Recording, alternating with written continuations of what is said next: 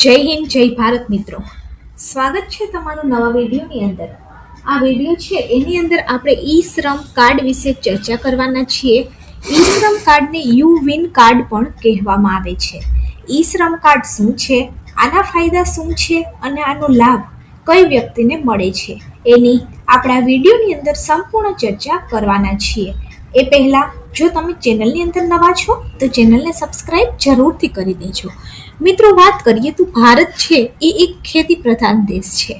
આપણા દેશની અંદર ખેતી કે અન્ય રોજગારી સાથે જોડાયેલા શ્રમિકોની સંખ્યા સૌથી વધારે છે. દેશની અંદર સંગઠિત કે અસંગઠિત ક્ષેત્ર સાથે જોડાયેલા શ્રમિકો માટે સરકાર દ્વારા ઘણી બધી સરકારી યોજના ચલાવવામાં આવે છે. સરકારી યોજના હોવા છતાં ઘણા શ્રમિકો માહિતીના અભાવના કારણે યોજનાનો લાભ નથી મેળવી શકતા. આને ધ્યાનમાં લઈ અને શ્રમિકો માટે સરકાર દ્વારા યુ વિન કાર્ડ, જેને ઈ નિર્માણ કાર્ડ પણ કહેવામાં આવે છે, એ બહાર પાડવામાં આવેલ છે.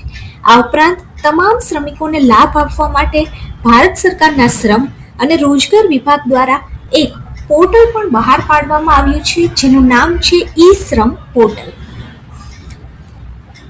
હવે ઈ શ્રમ પોર્ટલ જે છે એનો મુખ્ય ઉદ્દેશ્ય શું છે, તો કે ઈ શ્રમ પોર્ટલનો જે મુખ્ય ઉદ્દેશ્ય છે એ છે અસંગઠિત ક્ષેત્રના શ્રમિકો જેવા કે પ્રવાસી શ્રમિક, નિર્માણ શ્રમિક, ઘરકામના શ્રમિક, કૃષિ ક્ષેત્રે જોડાયેલા શ્રમિકનો એક ડેટાબેઝ તૈયાર કરવામાં આવે છે. ઈ શ્રમ કાર્ડના આધારે શ્રમિકોને સરકારી યોજનાનો લાભ એક સૂત્રતાની અંદર આપી શકાય છે અને આ પોર્ટલ ઉપર નોંધાયેલા શ્રમિકો માટે કૌશલ્યના આધારે નોકરી પણ આપી શકાય છે. ઈ શ્રમ કાર્ડના ફાયદાની મિત્રો આપણે વાત કરીએ તો ભારત સરકારના શ્રમ અને રોજગાર વિભાગ દ્વારા આ કાર્ડ છે એ લોન્ચ કરવામાં આવેલ છે. આના ફાયદા નીચે મુજબ છે. પહેલો ફાયદો આપણે જોઈએ મિત્રો,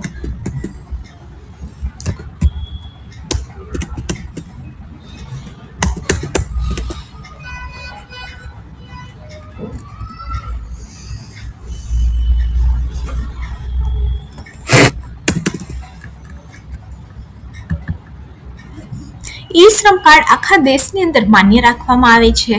આ ઉપરાંત મિત્રો વાત કરીએ તો આની અંતર્ગત અકસ્માતથી મૃત્યુના કિસ્સાની અંદર પણ 2 લાખ રૂપિયાની સહાય અથવા તો સ્વાયત્ત જૂથથી વિકલાંગ થાય તો 1 લાખ રૂપિયાની સહાય મળે છે.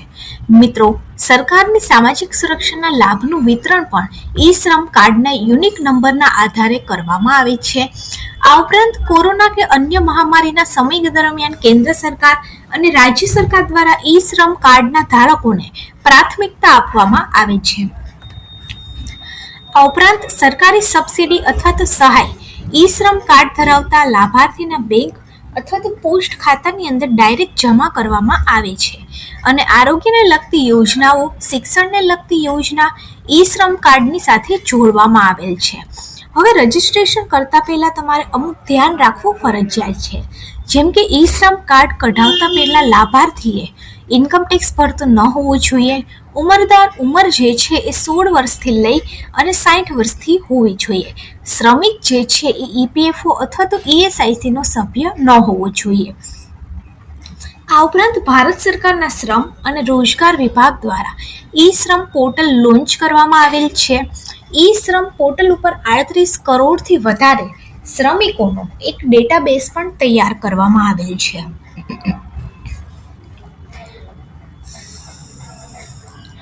કોમન સર્વિસ સેન્ટર દ્વારા આ ડેટાબેઝ તૈયાર કરવાનો સહયોગ અપાશે.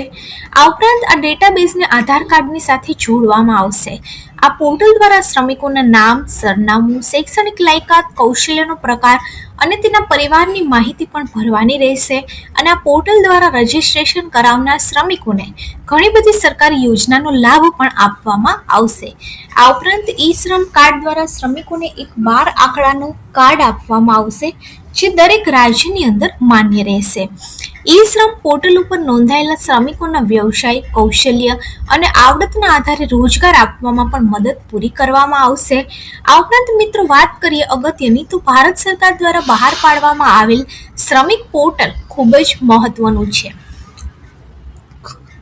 આ પોર્ટલ શ્રમિકોના ઉત્થાન માટે બહુ યોગદાન આપશે અને ઈ શ્રમ પોર્ટલની અગત્યની બાબતની આપણે વાત કરીએ તો આ પોર્ટલ 26 ઓગસ્ટ 2021ના રોજ ભારત સરકારના મિનિસ્ટ્રી ઓફ ધ લેબર અને એમ્પ્લોયમેન્ટ દ્વારા લોન્ચ કરવામાં આવેલું હતું. આ કાર્ડ દેશનો કોઈ પણ નાગરિક બનાવી શકે છે અને અસંગઠિત ક્ષેત્રના તમામ કામદારો માટે ઈ શ્રમ કાર્ડ બનાવી શકાય છે. મિત્રો, ઈ શ્રમ કાર્ડ દ્વારા શ્રમિકો વિવિધ સરકારી યોજનાનો લાભ પણ મેળવી શકે છે અને શ્રમિકોને આ કાર્ડ બનાવવા માટે ઈ શ્રમ કાર્ડની ઓફિશિયલ વેબસાઇટ ઉપર રજીસ્ટ્રેશન કરવાનું રહેશે. દરેક શ્રમિકને કાર્ડ આપવામાં આવશે કે જેની અંદર એક યુનિક આઈડેન્ટિફિકેશન નંબર રહેશે. મિત્રો, આ કાર્ડ બનવાથી પીએમ સુરક્ષા વીમા યોજનાનો લાભ પણ મળવાપાત્ર થશે. આ અંતર્ગત 2 લાખ સુધીની દુર્ઘટના વીમો આપવામાં આવશે અને આ કાર્ડ હશે તો વીમાના પ્રીમિયમની રકમ પણ સરકાર દ્વારા ભરવામાં આવશે.